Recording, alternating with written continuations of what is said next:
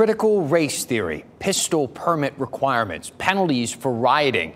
Those are just a few of the controversial topics that could resurface now in the state legislature this year. With the margins for a veto-proof majority razor thin, we could see some previously vetoed bills get some new life now.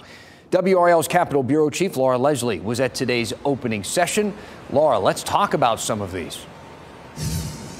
Dan, for the past couple of sessions, Republican leaders have said they plan to focus on the budget and not so much on the social issues. Notably, that is not what they're saying this year. Thanks to that shift in the balance of power, it's likely to be a contentious session. Governor Roy Cooper has vetoed 47 bills over the past 4 years, and Democratic lawmakers didn't allow even one of those vetoes to be overridden.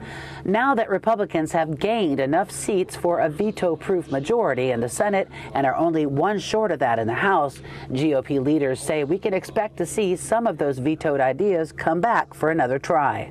One of the first bills filed in the House today would require sheriffs to cooperate with Immigration and Customs Enforcement by honoring detainer requests even after an arrestee has posted bond, and by allowing agents to come into county jails. It's already been passed and vetoed twice in the past 4 years.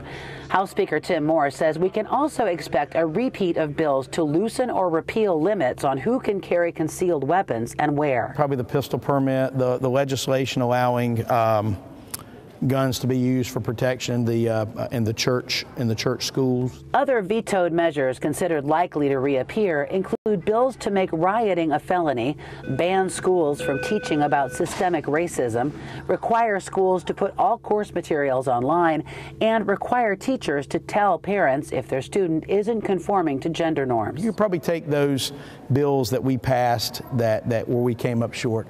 I'd see no reason why we wouldn't take another run at this time, particularly when we feel like we have the votes to override. And we can also expect more redistricting. Yes, it's yearly, but is coming back again next year.